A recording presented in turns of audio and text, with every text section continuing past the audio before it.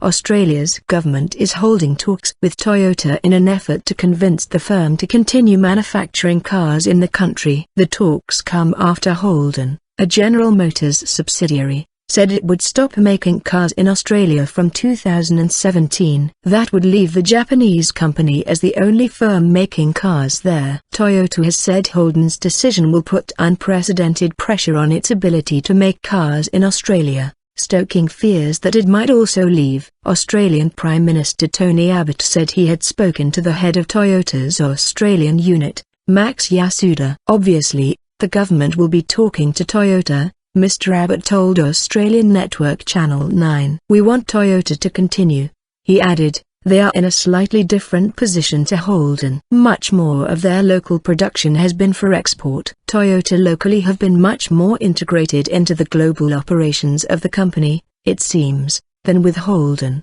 Mr. Abbott said. Major impact. Holden cited a strengthening Australian currency, high manufacturing costs and a small domestic market as the reasons for its decision.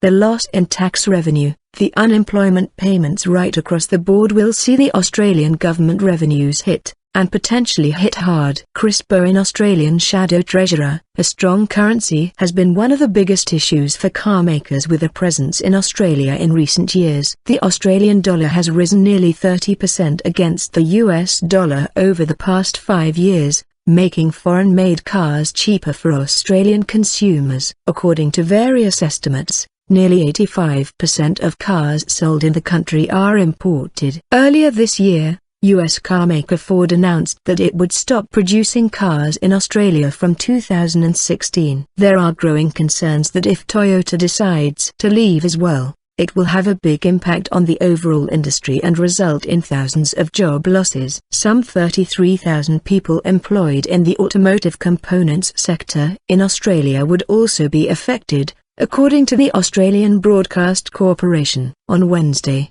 Holden said its move would result in 2,900 people losing their jobs. Labour opposition Shadow Treasurer Chris Bowen said Holden's move would have far-reaching implications.